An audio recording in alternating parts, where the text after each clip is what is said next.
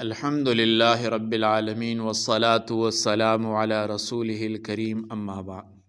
میرے محترم بھائیو، رمضان المبارک کا مہینہ اللہ تعالیٰ کی بڑی نعمت ہے، لیکن اس کے آخری 10 دن سب سے زیادہ قیمتی اور بابرکت ہوتے ہیں۔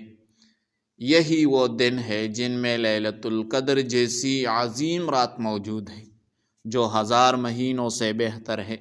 حضرت عائشہ رضی اللہ تعالیٰ عنہ فرماتی ہے، کان النبی صلی اللہ علیہ وسلم اذا دخل العشر الاواخر شد مئزرہ واحیا لیلہ وایقظ اہلہ۔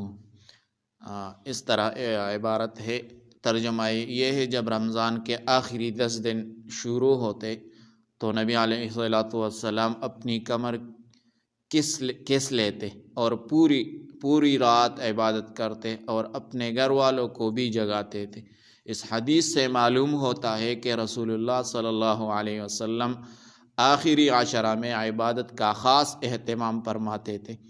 آخری عشرہ میں کرنے والے اہم اعمال یہ ہے: نمبر 1، قیام اللیل یعنی تہجد اور نفل نماز۔ آخری 10 دن راتوں میں زیادہ سے زیادہ نماز پڑھنی چاہیے۔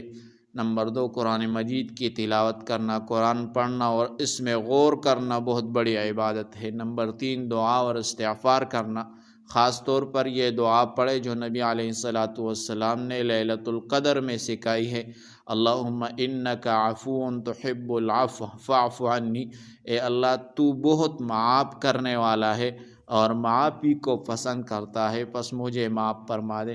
نمبر 4، اعتکاف کرنا، یعنی رسول اللہ صلی اللہ علیہ وسلم رمضان کے آخری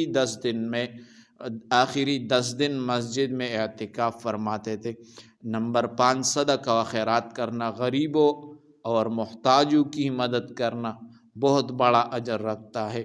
تو اہم نصیحت یہ ہے، آج بہت سے لوگ رمضان کے شروع میں عبادت کرتے ہیں لیکن آخر میں سستی آ جاتی ہے، حالانکہ اصل محنت آخری عشرہ میں ہونی چاہیے۔ ہو سکتا ہے انہی راتوں میں لیلۃ القدر مل جائے اور انسان کی پوری زندگی سنوار جائے۔